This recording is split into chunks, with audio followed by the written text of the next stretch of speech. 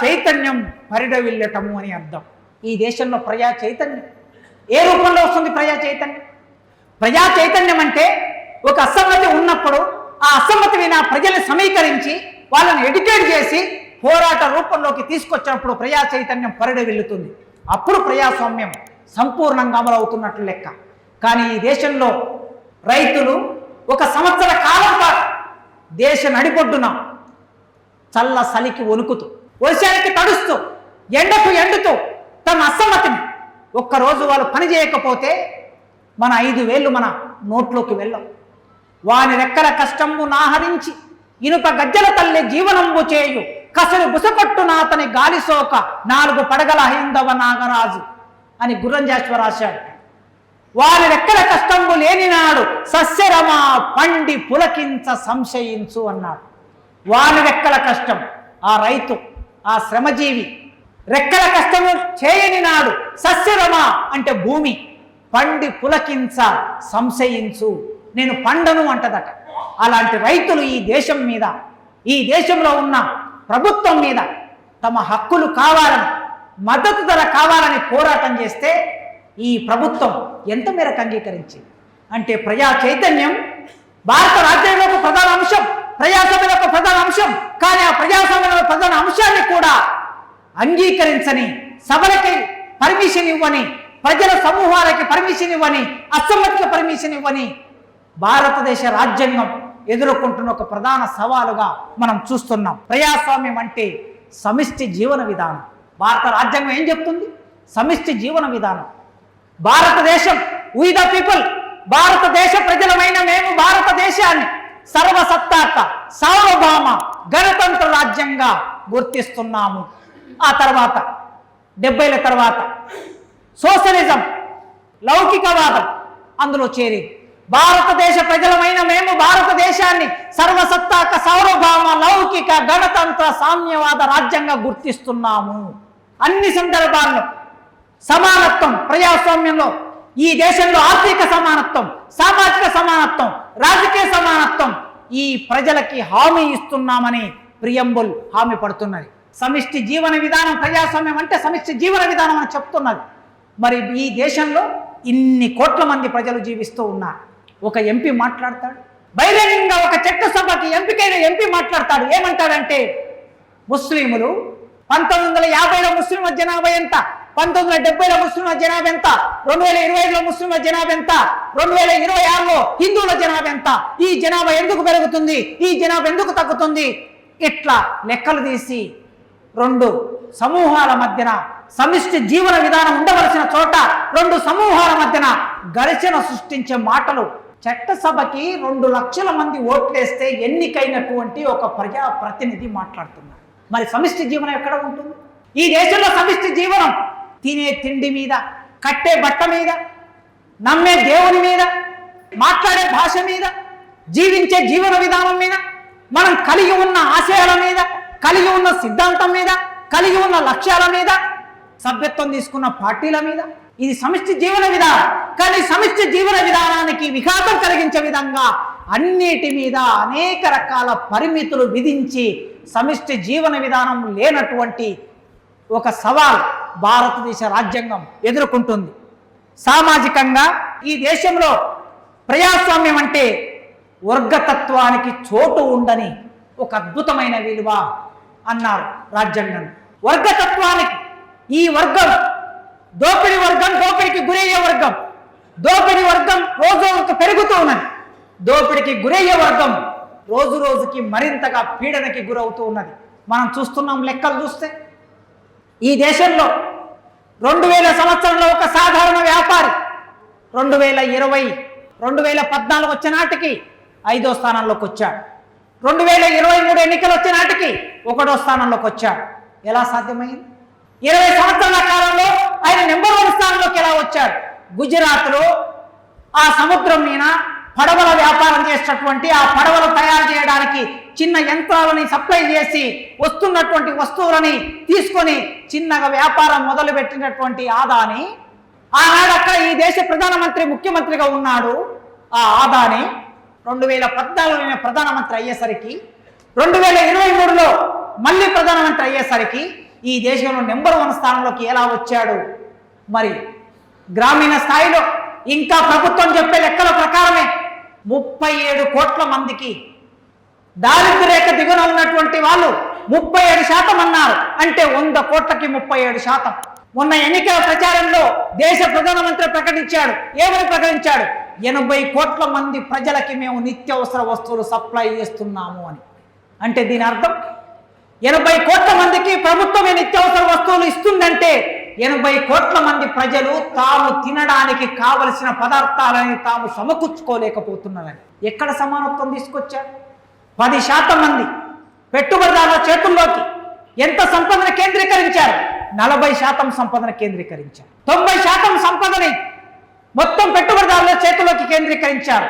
కేవలం 10% సంపద మిగతా 90% మంది ప్రజల్లోకి పంచుకునే పరిస్థితి ఏర్పడింది. కనుక వర్గ అసమానత్వాన్ని రోజు రోజుకి పెంచుతున్నది. భారతదేశ రాజ్యాంగం ఏం చెప్తున్నదంటే వర్గ అసమానతని తగ్గించి ప్రజల్ని సమానంగా మార్చవలసిన బాధ్యత రాజ్యాంగ విలువ, ప్రజాస్వామ్య విలువ అని రాజ్యాంగం చెప్తున్నది. కానీ దానికి వాళ్ళ అతిపెద్ద సవాల్ మనం అందరం ఎదుర్కొంటున్నాం. ఇది నియంతృత్వంతో వర్గం పెరిగిన చోట, వర్గ దోపిడీ పెరిగిన చోట నియంతృత్వానికి దారితీస్తుంది, దురాశకి దారితీస్తుంది, స్వార్థపూరితత్వానికి దారితీస్తుంది అని భారత రాజ్యాంగ నిర్మాతలు చెప్పారు. ఇది నియంతృత్వం ఎట్లా కొనసాగుతుందో చూస్తున్నాం కదా. నియంతృత్వం ఈ దేశంలో ఏ విలువకి అవకాశం లేకుండా ఒక్కొక్కరిని టార్గెట్ చేసి వాళ్ళని అవసరమైతే చంపేయడం, లేకపోతే జైల్లో పెట్టడం, మాట్లాడకుండా బెదిరించటం, రకరకాల పద్ధతుల్లో ఈ దేశంలో ప్రజాస్వామిక హక్కులు లేకుండా చేసే ఒక నియంతృత్వ ధోరణి వచ్చింది. కానీ భారతదేశ రాజ్యాంగం దాన్ని అంగీకరించదు. ప్రజాస్వామ్యం అనే విలువ దాన్ని అంగీకరించదు. నియంతృత్వం అనేది ఎక్కడ ఉంటుంది?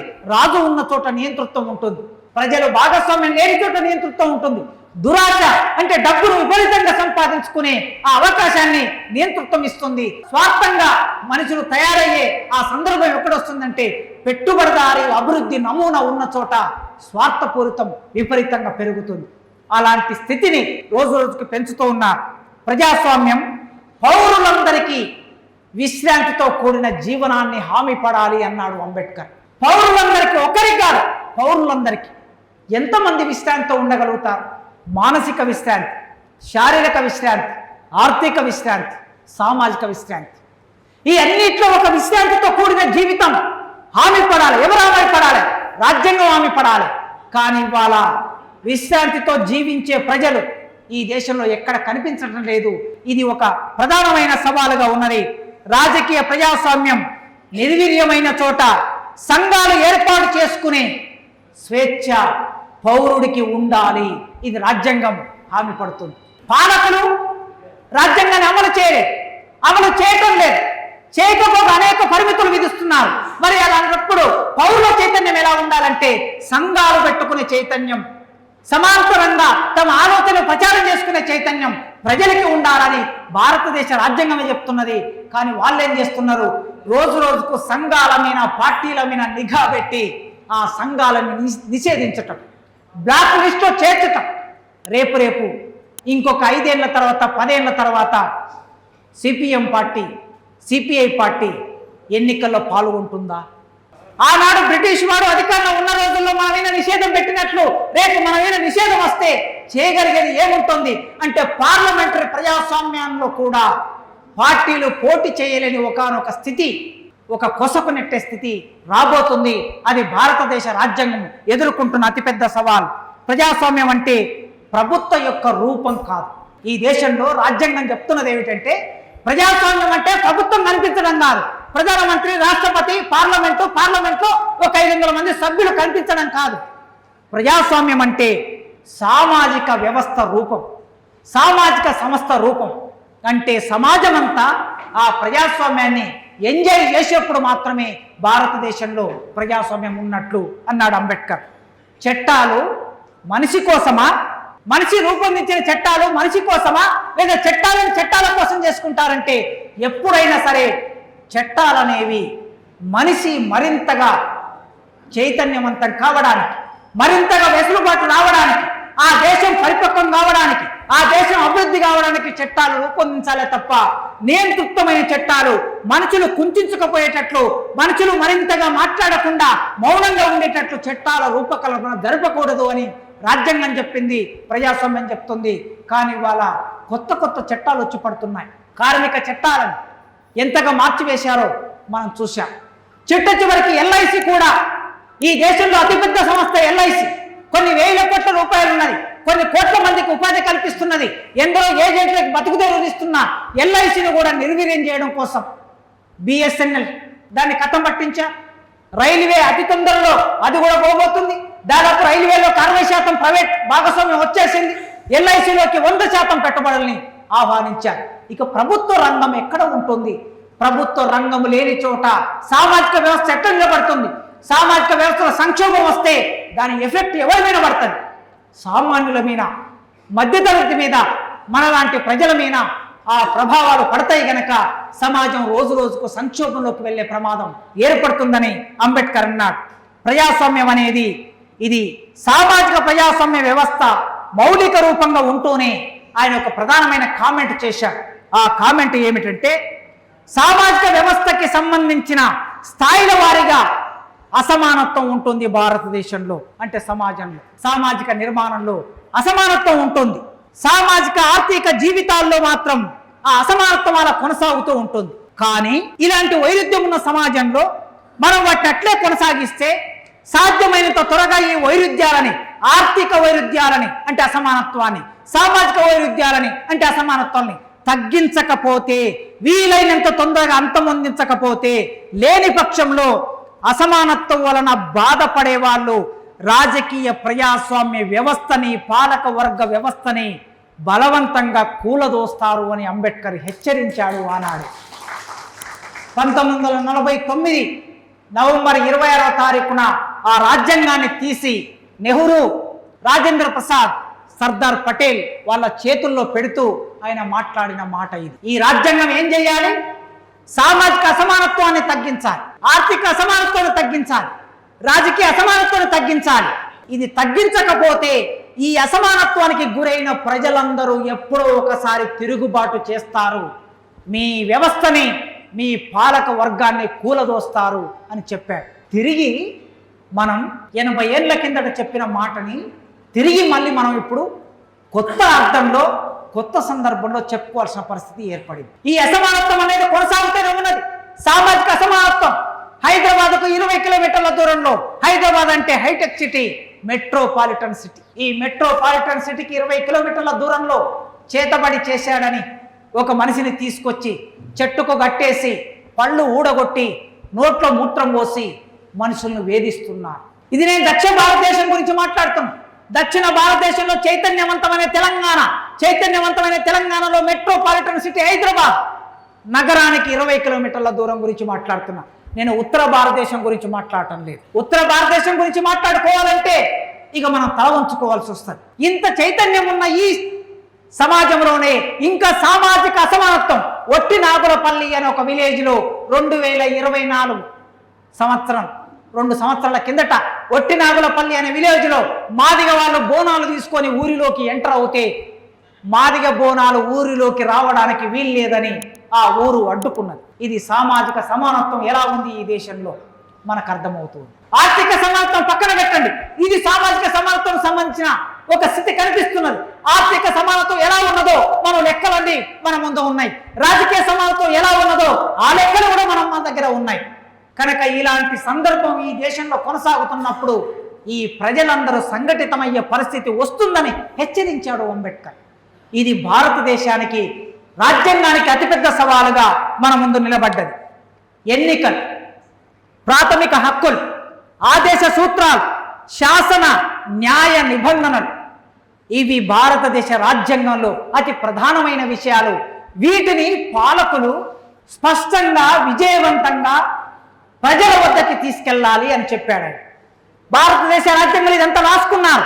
పార్లమెంటరీ ప్రభుత్వం అంటే కేవలం ఎన్నికలు, ఓట్ల ద్వారా ఎన్నుకోబడిన ప్రతినిధులు మాత్రమే కాదు, పార్లమెంటరీ ప్రభుత్వం అంటే ప్రాథమిక హక్కులు, ఆదేశ సూత్రాలు, శాసనం, న్యాయ నిబంధనలు ఇవన్నీ కూడా పార్లమెంటరీ నియమంలోకి వస్తాయి. అవి భారత రాజ్యాంగంలో ఉన్నాయి అన్నాడు. ఇప్పుడు మనం ఎక్కడ న్యాయం జరగకపోతే ఎక్కడికి వెళ్తాం? కోర్టుకు వెళ్తాం. కోర్టుకు వెళితే కోర్టులో ఉన్న న్యాయ నిపుణులు ఎలాంటి తీర్పులు ఇస్తున్నారో మనం చూస్తున్నాం. కోర్టులు కూడా తమ స్వాధీనంలోకి వెళ్ళిపోయాయి. కోర్టులో తీర్పులు ఇచ్చే జడ్జీలు, న్యాయమూర్తులు భయపడిపోతూ ఉన్నారు. ఏ రూపంలో వారి మీదకి దాడి జరుగుతుందని భయపడిపోతూ ఉన్నారు. అలా భయపడిపోయి కొద్ది మాత్రం విలువలు ఉన్నటువంటి జడ్జీలు ఏం చేస్తున్నారంటే వాయిదాల మీద వాయిదాలు, వాయిదాల మీద వాయిదాలు, సంవత్సరం 2 ఏళ్ళు 3 ఏళ్ళు వాయిదాలు వేసి పడేస్తున్నారు. ఇది అందరి విషయంలో జరుగుతున్నది. ప్రొఫెసర్ సాయిబాబా 10 సంవత్సరాల తర్వాత మెల్లగా సాయిబాబా నిర్దోషి అని ప్రకటించాడు. 10 సంవత్సరాలు జైల్లో శిక్ష అనుభవించిన తర్వాత అప్పుడు నీవు నిర్దోషి అంటే తన జీవితం అంతా ఏమైనట్లు, తన కుటుంబం ఏమైనట్లు, తను అనుభవించిన మానసిక శోభ, కుటుంబంలో అనుభవించిన మానసిక శోభ, వీటికి ఎవరు విలువనిస్తారు? కనుక ఆయన చెప్పినటువంటి, అంబేద్కర్ చెప్పినటువంటి చిట్ట చివరికి చట్టసభల్లో న్యాయం జరగకపోతే న్యాయ వ్యవస్థ దగ్గరికి వెళ్దామంటే అక్కడ కూడా న్యాయం జరగని పరిస్థితి ఏర్పడ్డది. తమ చేతిలోకి తీసుకున్నారు. ప్రాథమిక హక్కులు అమలవుతున్నాయంటే సామాజిక విప్లవం జరిగింది అని మనం భావించవచ్చు అన్నాడు. ఇవాళ ప్రాథమిక హక్కులు అతిపెద్ద సవాలుగా మారిన రాజ్యాంగం అమలు కావటం లేదు, అమలు అవుతుందా అమలు కావటం లేదా అని మనం చూడడానికి పెద్ద లోతులోకి వెళ్ళవలసిన అవసరం లేదు. రాజ్యాంగం ఎదుర్కొంటున్న అతిపెద్ద సవాలు ఏమిటంటే ప్రాథమిక హక్కులు సరిగ్గా అమలు కాకపోవటం అనే సవాలును రాజ్యాంగం ఎదుర్కొంటున్నది. నెహ్రూ ఆనాడు రాజ్యాంగ పరిషత్తులో మొదటి పార్లమెంటులో మాట్లాడుతూ ఏమన్నాడంటే ప్రాథమిక హక్కులు అమలైన చోట ఈ భారతదేశ ప్రజాస్వామ్యం పరిడవిల్లుతుంది అన్నాడు. 52లో ఈ మాట అంటే 2026లో ప్రాథమిక హక్కుల అమలు గురించి మనం మాట్లాడుకుంటున్నాం. ఇవాళ విద్య ఒక ప్రాథమిక హక్కు, మాట్లాడుకోవడం ఒక ప్రాథమిక హక్కు, సభ పెట్టుకోవడం ఒక ప్రాథమిక హక్కు, స్త్రీలకి చదువునివ్వడం ఒక ప్రాథమిక హక్కు, ఉద్యోగం పొందడం ఒక ప్రాథమిక హక్కు, నా తిండిని అంటే సంస్కృతిని రక్షించుకోవడం ఒక ప్రాథమిక హక్కు, మత స్వేచ్ఛ కలిగి ఉండడం ఒక ప్రాథమిక హక్కు. మరి ఇవాళ ఇవన్నీ మనం ఆలోచిస్తే విద్య ఎంతమందికి క్వాలిటీ విద్య అందుతుంది? ఆ అందే విద్యలో శాస్త్రీయ టెంపర్ ఉండాలని భారతదేశ రాజ్యాంగం చెప్పింది. మనం బోధించే విద్య సైంటిఫిక్ టెంపర్ ఉండాలని చెప్పింది. కానీ ఇవాళ మనం బోధిస్తున్న విద్యలో సైంటిఫిక్ టెంపర్ ఎంత ఉందో మీ అందరికీ తెలుసు. ఈ దేశ నాయకుడు భారతదేశ వ్యాప్తంగా ఉన్నటువంటి సైంటిస్టులు, ప్రొఫెసర్లు అందరూ ఒక సమావేశం పెట్టుకున్నారు. దాన్ని ఇండియన్ సైన్స్ కాంగ్రెస్ అంట. అక్కడ డాక్టర్లు ఉన్నారు, సైంటిస్టులు ఉన్నారు, ప్రొఫెసర్లు ఉన్నారు. ఇండియన్ సైన్స్ కాంగ్రెస్ సభలకు వచ్చి ఈ దేశ నాయకుడు ఏం మాట్లాడుతున్నాడంటే భారతదేశంలో ప్లాస్టిక్ సర్జరీ 2000 సంవత్సరాల కిందట ఉంది అని మాట్లాడుతున్నాడు. దానికి ఉదాహరణ చెప్తున్నాడు. ఏం ఉదాహరణ చెప్తున్నాడు? శివుడికి కోపం వచ్చింది, ఏనుగు తలం తీశాడు, ఏనుగు తలం తీసుకొచ్చి మనిషి తలకు పెట్టాడు, ఆయనను బతికించాడు. ఇది ప్లాస్టిక్ సర్జరీ కదా, దీని మీద పరిశోధన చెయ్యండి అని సైంటిస్టులకు చెప్తున్నాడండి. ఈ దేశం ఏమనుకో, ఈ ప్రపంచం ఈ మాట వింటే ఈ దేశ నాయకుడిలా మాట్లాడుతున్నాడంటే అమెరికాలో ఉన్న సైంటిస్టు, జర్మనీలో ఉన్న సైంటిస్టు, ఆస్ట్రేలియాలో ఉన్న సైంటిస్టు ఏం ఆలోచిస్తాడు ఈ దేశం గురించి? టెస్ట్ ట్యూబ్ బేబీ, పిల్లలు కాని వాళ్ళకి పిల్లలు చేయటం అనేది, పిల్లలు కలిగించడం అనేది ఎప్పుడో 2000 సంవత్సరాల కిందట భారతదేశంలో ఉన్నది. దాని గురించి పరిశోధన చేయండి. కౌరవులు కుండల్లో పుట్టారు, అదే టెస్ట్ ట్యూబ్ బేబీ అని అంటున్నాడు ఆయన. కుండల్లో పిల్లలు పుట్టించొచ్చా? ఇట్లా మాట్లాడుతున్న కాలంలో దీన్ని ఇప్పుడు నిన్ననే ఒక సర్కులర్ వచ్చింది యూజీసీ నుంచి. ఏం సర్కులర్ వచ్చిందంటే భగవద్గీత 1వ తరగతి నుంచి శ్లోకాలుగా సిలబస్లో పెట్టాలి అని. జాతీయ విద్యా విధానం 2020 నేషనల్ ఎడ్యుకేషన్ పాలసీ ఏం చెప్తున్నది? అసలు మన రాజ్యాంగం ఏం చెప్తున్నది? రాజ్యాంగానికి అతిపెద్ద సవాలు ఇది. రాజ్యాంగం ఏం చెప్తున్నదంటే విద్యలో విద్యార్థులు క్లాస్ రూమ్లోకి వచ్చే విద్యార్థులకి ఏ భావాలు అభిప్రాయాలు లేకుండా వచ్చే విద్యార్థులకి ఈ దేశ గొప్పతనం, ప్రజల పట్ల ప్రేమని, ఈ దేశం పట్ల నిబద్ధతని, శ్రమ పట్ల నిబద్ధతని కలిగించే హేతుబద్ధమైన విద్యని అందించాలి అని రాజ్యాంగం చెప్తున్నది. మరి ఇవాళ హేతుబద్ధమైన విద్య స్థానంలో ఎలాంటి విద్య రాబోతున్నది? కర్త కర్మ క్రియ అంతా నేనే అర్జున, కర్త కర్మ క్రియ అంతా నేనే. నీవు కేవలం ఒక ఇన్స్ట్రుమెంట్ మాత్రమే. నీవు చేసినా చేయకపోయినా అక్కడ ఉన్న కౌరవులు చనిపోవటం, అది నిర్ణయించబడింది అని చెప్పేటటువంటి మాట ఇవాళ క్లాస్ రూమ్లోకి వస్తే దీని వెనుక ఉన్న లాజిక్ ఎంత అనే ప్రశ్న మన ముందుకు వస్తుంది. ఇది ఒక అతిపెద్దమైన విద్యారంగం, ఇది ఒక సవాల్. డబ్బున్న వాళ్ళకి కావలసిన విద్య పెరిగిపోతూ ఉన్నది, డబ్బు లేని వాళ్ళకి విద్య నాణ్యత లేదు. మనం పట్టాలు ఇస్తున్నాం, డిగ్రీలు ఇస్తున్నాం, సర్టిఫికెట్ ఇస్తున్నాం, చాలా నివేదికలు చెప్తున్నాయి. 10th క్లాసు పూర్తి చేసిన ఒక పిల్లవాడు 5వ తరగతిలో ఉన్న టెక్స్ట్ బుక్ చదవలేకపోతున్నాడు అంటే మనం ఏం చేస్తున్నాం?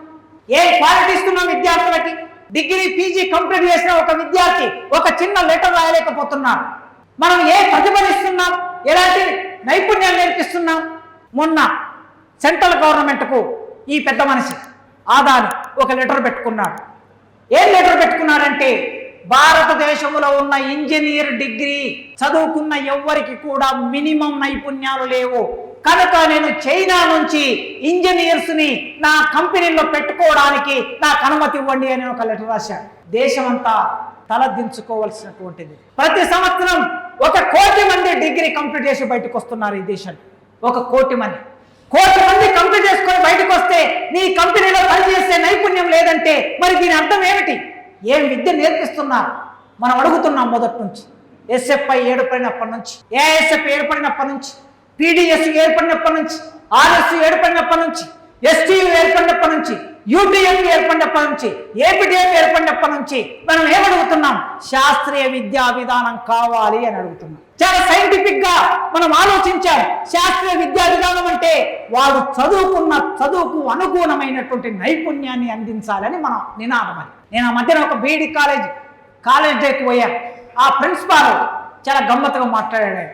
కొన్ని విద్యార్థి సంఘాలు శాస్త్రీయ విద్యా విధానం కావాలని గోడల మీద రాస్తూ ఉంటాయి, అసలు శాస్త్రీయ విద్యా విధానం అంటే ఏమిటో వారికి తెలియదు, అది మనకు తెలియదు అని మాట్లాడాడు.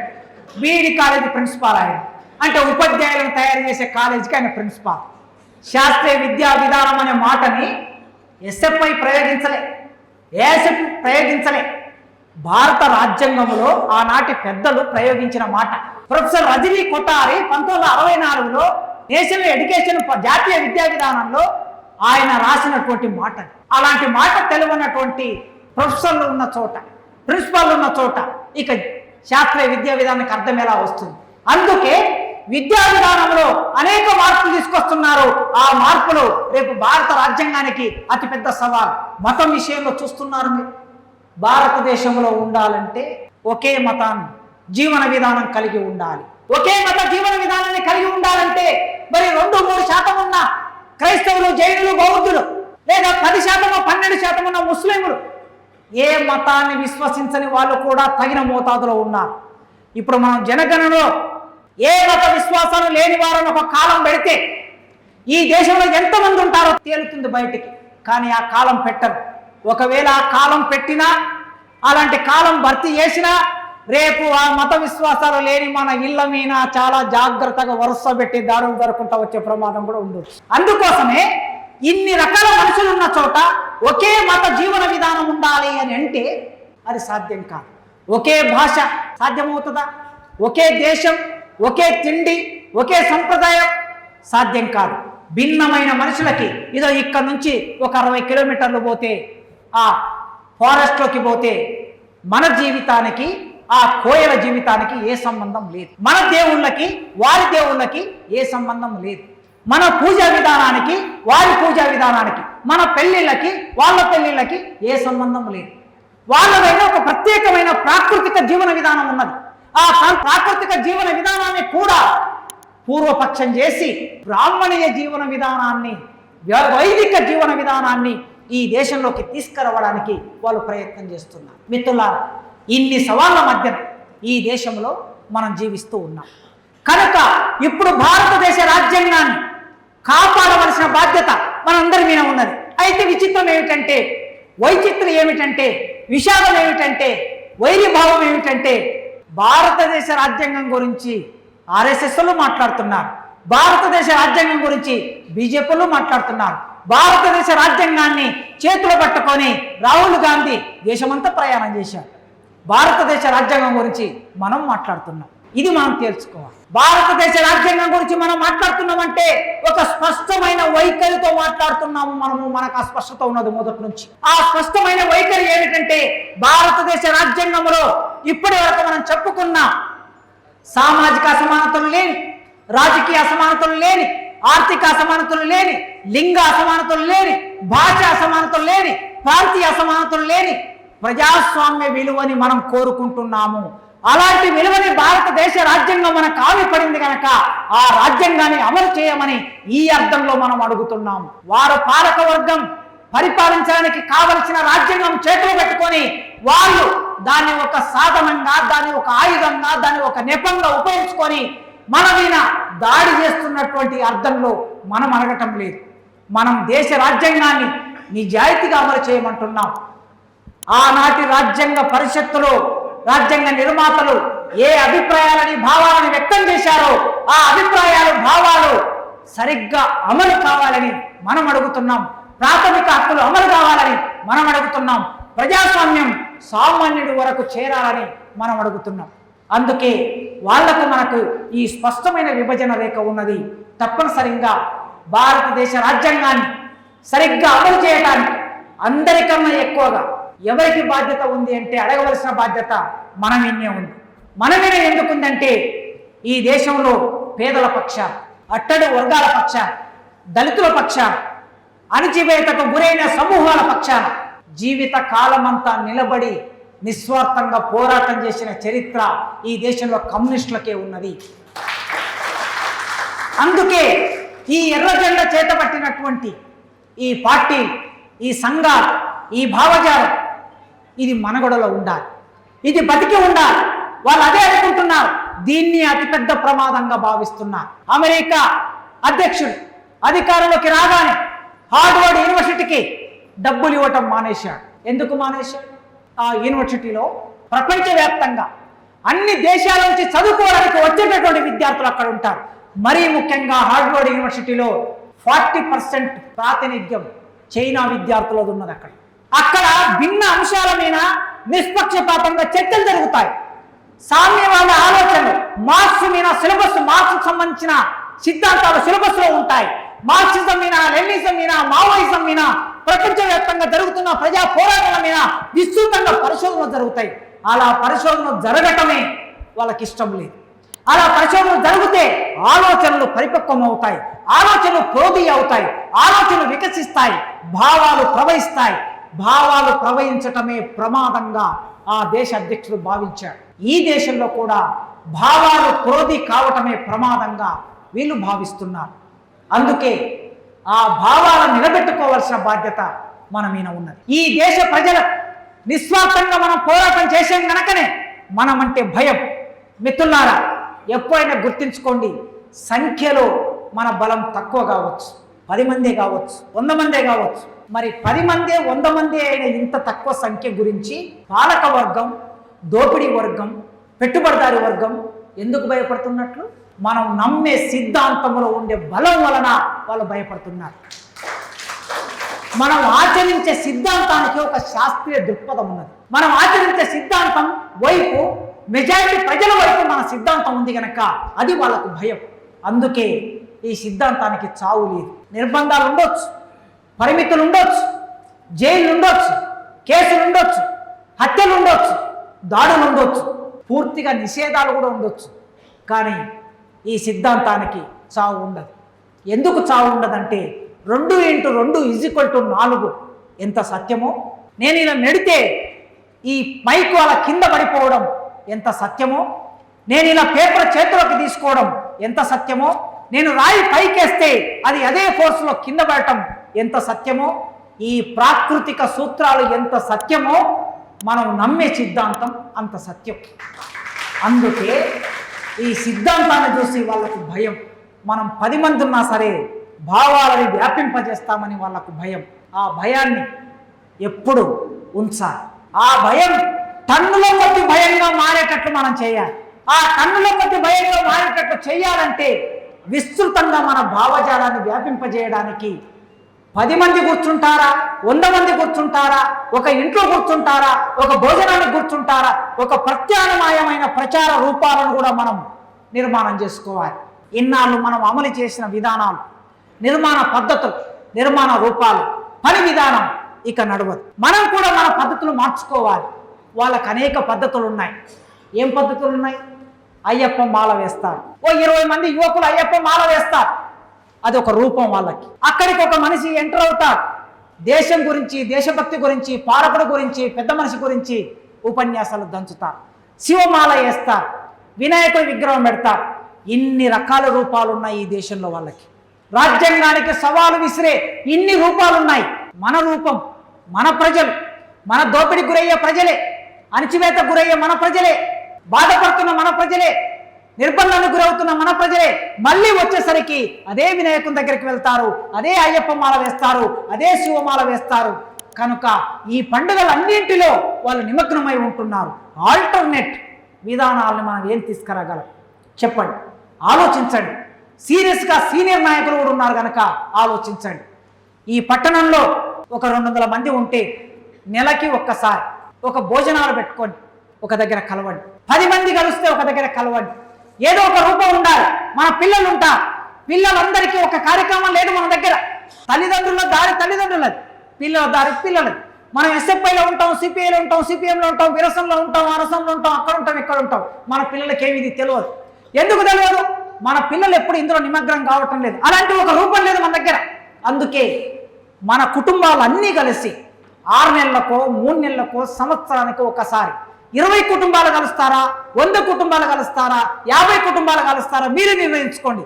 మన పిల్లలతో పాటు ఒక 4 రోజులు ఒక దగ్గర ప్రశాంతంగా అన్ని వదిలేసి ఆడుకోవటం, మాట్లాడుకోవటం, పాడుకోవటం, ఈ విషయాలన్నిటిని ప్రచారం చేయడానికి ఒక రూపం అని. కనుక ఇట్లాంటి భిన్నమైన ఒక ఆల్టర్నేట్ రూపాలను మనం ఎంపిక చేసుకోకపోతే మనం ఇన్నాళ్ళు పాటించిన రూపాల ద్వారా సాధ్యం కాదు. ప్రజలు మన వద్దకి రాలేని ఒక స్థితి ఏర్పడుతుంది. ఇంకా ఆలోచించండి. ఈ సందర్భంగా నన్ను ఇక్కడికి పిలిచి ఇంతసేపు నా ఉపన్యాసం ఓపికగా విన్నటువంటి మీ అందరికీ పేరు పేరున ఉద్యమాభివందనాలు తెలియజేస్తూ ముగిస్తున్నాను.